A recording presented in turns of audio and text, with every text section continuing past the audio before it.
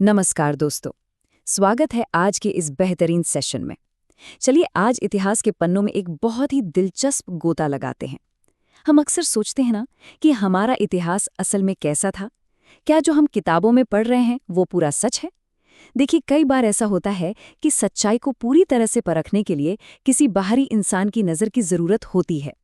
बिल्कुल वैसे ही जैसे क्लास में एक अच्छा टीचर छात्र की उन गलतियों को बड़ी आसानी से पकड़ लेता है जो छात्रों को खुद कभी नजर नहीं आती।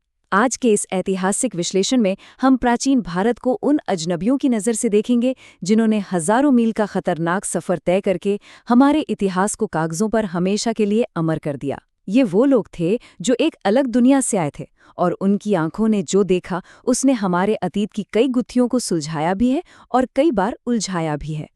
तो आज के हमारे इस चर्चा के मुख्य बिंदु क्या होंगे, बस एक नज़र डाल लेते हैं।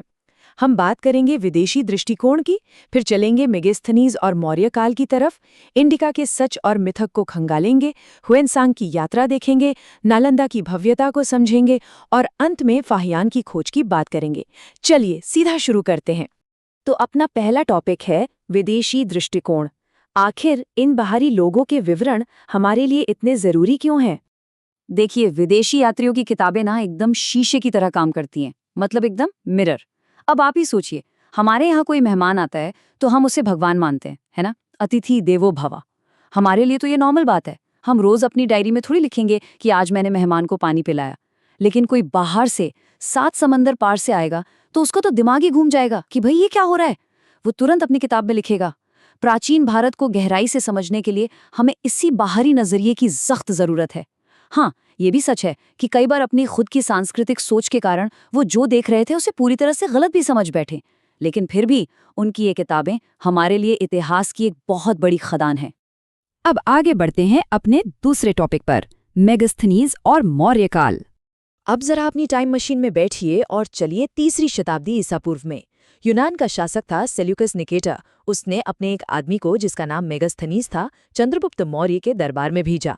पाटलिपुत्र में उसने लंबा समय बिताया और अपनी किताब इंडिका लिखी। और उसमें जो आंकड़ा उसने दिया ना, सुनकर आपका भी दिमाग हिल जाएगा। 6 लाख। जी हाँ, उसने लिखा कि मौर्य सेना में 6 लाख पैदल सैनिक थे। आचार्य चाणक्य ने इसे चतुरंग बल कहा है। सोचिए, 6 लाख की इन्फेंट्री, 9,000 हाथी, 50,000 घुड़सवार। जब हाथियों की वो विशाल सेना चलती होगी तो जमीन कैसे कांपती होगी। हो सकता है ये नंबर थोड़ा बड़ा चढ़ाकर हो, लेकिन ये तो तय है कि उस समय पूरे दुनिया में मौर्य साम्राज्य का डंका बज रहा था। चलिए अब तीसरे टॉपिक पर आते हैं, इंडिका के सच और मिथक। भाई मेगास्थनीज ने कुछ गजब की गलतियां भी की थीं जिन्हें समझना बहुत जरूरी है। अब थोड़ा जासूस वाली टोपी पहन लेते हैं। मेगास्थनीज ने अपनी किताब में एक बड़ी अजीब बात लिख दी। उसमें कहा कि भाई भारत में तो कोई गुलाम या दास है ही नहीं। अब ये कैसे हो सकता है?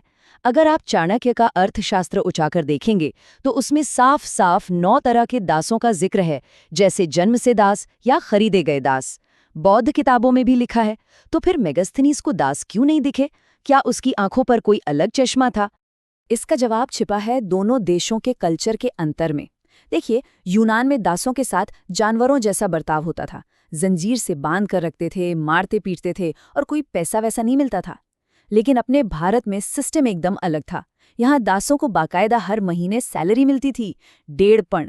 पण मतलब उस टाइम की चांदी की करेंसी। उनके पास अधिकार थे। अगर दास ने पैसे बचा लिए तो वो अपनी आज़ादी खुद खरीद सकता था। अगर मालिक ने क्रूरता की तो मालिक को सजा मिलती थी। अब मेगास्थनीज ने ये देखा तो उसका माथा ठनक गया। उसने सोचा, अरे जिसको सैलरी मिल रही है, जिसके राइट्स हैं, वो गुलाम कैसे हो सकता है? वो बेचारा हमारी इस बढ़िया व्यवस्था को समझ ही नहीं पाया। एक और भारी ब्लंडर किया उसने लिखा कि भारतीय समाज 7 जातियों में बटा हुआ है। दार्शनिक, किसान, सैनिक, पशुपालक, ऐसे करके 7 वर्ग बता दिए। अब हकीकत में क्या था? समाज तो 4 वर्णों में था, ब्राह्मण, क्षत्रिय, वैश्य और शूद्र। तो ये कन्फ्यूजन हुआ कैसे? दरअसल मेगास्थनीज अपने साथ मिस्र और यूनान का मॉडल लेकर आया था। वहां समाज को पेशों के हिसाब से, इकोनॉमी के हिसाब से बांटा जाता था। तो उसने वही विदेशी खाचा भारत पर भी थोप दिया। जो काम कर रहा था उसने उसको एक अलग जाति मान ली। वो समझ ही नहीं पाया कि भारत की व्यवस्था पूरी तरह से अलग और सामाजिक कर्तव्यों पर आधारित थी। कुछ और गजब के मिथक है मेगास्थनीज के। कहता है भारतीयों को लिखना नहीं आता। अरे भाई क्या मजाक है। हड़प्पा की लिपि मौर्य काल से भी हजारों साल पुरानी है। और तो और उसी मौर्य काल में सम्राट अशोक इतने बड़े बड़े शिलालेख ब्राह्मी लिपि में बनवा रहे थे। बिना लिखे इतना बड़ा साम्राज्य कैसे चलेगा। दूसरी बात उसने कही कि भारत में कभी अकाल नहीं पड़ता, जबकि हमारे पास इतिहास में सोहगावरा और महास्थान के एकदम पक्के रिकॉर्ड हैं जो बताते हैं कि जब अकाल आता था तो राजा अपने अन्नागारों से जनता को अनाज बांटता था। इससे हमें क्या समझ आता है? यही कि बाहर से आने वालों की हर बात आंख मूंद कर नहीं माननी चाहिए। चलिए अब छलांग लगाते हैं अपने चौथे टॉपिक पर, ह्वेनसांग की यात्रा, जिन्हें यात्रियों का राजकुमार कहा जाता है। 7वीं शताब्दी का समय है, राजा हर्षवर्धन का काल। एक चीनी भिक्षु हैं ह्वेनसांग। इनकी कहानी सुनेंगे तो कोई थ्रिलर फिल्म लगेगी। 629 ईस्वी की बात है। चीन के राजा ने विदेश जाने पर सख्त बैन लगा रखा था, लेकिन ह्वेनसांग को असली और सच्चे बौद्ध ग्रंथ चाहिए थे, तो वो रात के अंधेले में चुपचाप अकेले निकल पड़े। सोचिए, मध्य एशिया के बर्फीले पहाड़, तपते रेगिस्तान और रास्ते में खूंखार डाकू। एक बार तो डाकुओं ने उन्हें देवी को बलि चढ़ाने के लिए पकड़ ही लिया था। कहते हैं अचानक भयंकर तूफान आया तो डाकू डर कर भाग गए। इतना सब सिर्फ ज्ञान के लिए। और जब 642 ईस्वी में ये चीन लौटे तो अपने साथ 72 घोड़ों पर लादकर 657 दुर्लभ किताबें ले गए। क्या जबरदस्त डेडिकेशन था इनका। भारत आकर ह्वेनसांग ने हमारे समाज की कुछ ऐसी सच्चाई भी लिखी जो कड़वी है पर सच है। राजा हर्ष के टाइम की चकाचौंध के पीछे सब कुछ अच्छा ही नहीं था। ह्वेनसांग ने अपनी डायरी में लिखा कि कैसे अछूतों या चांडालों को किसी गांव या शहर में घुसने से पहले दूर से ही जोर जोर से चिल्लाना पड़ता था या लकड़ी पीटनी पड़ती थी ताकि बाकी लोग रास्ते से हट जाएं। एक विदेशी यात्री की ये डायरी हमें उस समय के समाज की वो कठोर और कड़वी सच्चाई दिखाती है जिसे हम अक्सर अपने इतिहास के स्वर्णिम पन्नों के बीच भूल जाते हैं। लेकिन ह्वेनसांग की एक बात जो मुझे सबसे शानदार लगती है वो है उनकी ऐतिहासिक ईमानदारी, एकदम न्यूट्रल। देखिए, ह्वेनसांग 8 साल तक राजा हर्षवर्धन के मेहमान रहे। राजा ने उन्हें बहुत सम्मान दिया, बड़े बड़े कार्यक्रमों का अध्यक्ष बनाया, एक तरह से फुल स्पॉन्सरशिप थी। लेकिन जब इतिहास के पन्नों को लिखने की बारी आई तो ह्वेनसांग ने बिना किसी डर या दबाव के साफ साफ लिखा कि नर्मदा नदी के किनारे चालुक्य राजा पुलकेशिन द्वितीय ने उसी शक्तिशाली हर्षवर्धन को युद्ध में बुरी तरह हरा दिया था। सोचिए, जिसका नमक खाया उसकी हार भी सच्चाई से लिखी। इतिहास के सच के साथ कोई छेड़छाड़ नहीं की। एक सच्चे इतिहासकार की यही निशानी होती है। अब आते हैं अपने 5वें टॉपिक पर, नालंदा की भव्यता। ह्वेनसांग इतनी दूर से आखिर आए कहाँ थे? उनका असली डेस्टिनेशन था भव्य नालंदा विश्वविद्यालय। आज हम लोग हार्वर्ड और ऑक्सफोर्ड का सपना देखते हैं ना, उस जमाने में पूरी दुनिया के विद्वान नालंदा आने के लिए तरसते थे। और नालंदा की लाइब्रेरी का भोकाल तो देखिए, 9 मंजिला ऊंची इमारत। जी हाँ, 9 मंजिला। सदियों पहले की बात कर रही हूं मैं। ये 3 विशाल हिस्सों में बटी थी, रत्नसागर, रत्नोदधि और रत्नरंजक। लाखों पांडुलिपियों से भरा ये पुस्तकालय ज्ञान का एक ऐसा समुंदर था जिसका कोई मुकाबला ही नहीं था पूरी दुनिया में। और वहाँ के स्टूडेंट्स की लाइफस्टाइल सुनेंगे तो हैरान रह जाएंगे। वहाँ पढ़ाई एकदम मुफ्त थी। ह्वेनसांग लिखते हैं कि एक छात्र के रूप में उन्हें रोजाना बढ़िया क्वालिटी का चावल, दूध, मक्खन और तो और 20 पान सुपारी भी मिलती थी। अब आप सोचेंगे इतना खर्चा कौन उठा रहा था? दरअसल राजा हर्षवर्धन ने 100 से ज्यादा गांवों का पूरा टैक्स नालंदा को दान कर रखा था। उसी पैसे से 10,000 छात्रों और 2,000 शिक्षकों का खाना पीना रहना सब मुफ्त था। बच्चों को सिर्फ एक ही काम करना था, दिन रात पढ़ाई और कड़े दार्शनिक वाद विवाद। सोचिए कितना शानदार एजुकेशन और इकोनॉमिक मॉडल था वो। नालंदा का एजुकेशन स्टैंडर्ड इतना हाई था कि आज के लोग सोच भी नहीं सकते। नालंदा का जो गेट कीपर होता था ना, द्वारपाल, वो कोई आम सिक्योरिटी गार्ड नहीं होता था। वो खुद एक बहुत बड़ा विद्वान होता था। किसी भी नए छात्र को अगर एडमिशन चाहिए तो उसका एंट्रेंस एग्जाम वहीं मेन गेट पर ही हो जाता था।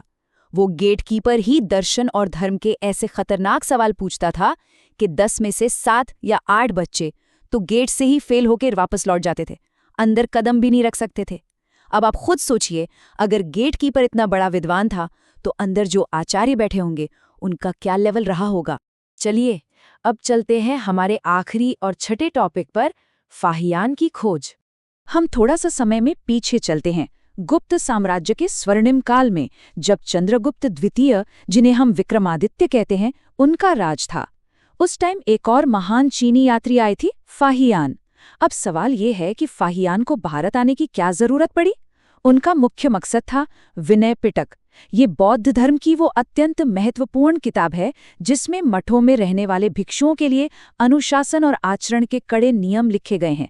फाहियान ने देखा कि चीन में जो विनय पिटक थी वो अधूरी थी। फाहियान को चाहिए थे एकदम असली और सही नियम। उसी की खोज में वो इस खतरनाक यात्रा पर निकल पड़े।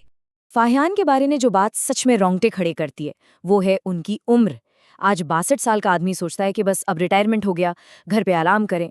लेकिन फाहियान ने 62 इयर्स की उम्र में पैदल यात्रा शुरू की, पहाड़ों को पार किया, गोबी के भयंकर रेगिस्तानों को पार किया, खतरनाक अनजान रास्तों पर चले।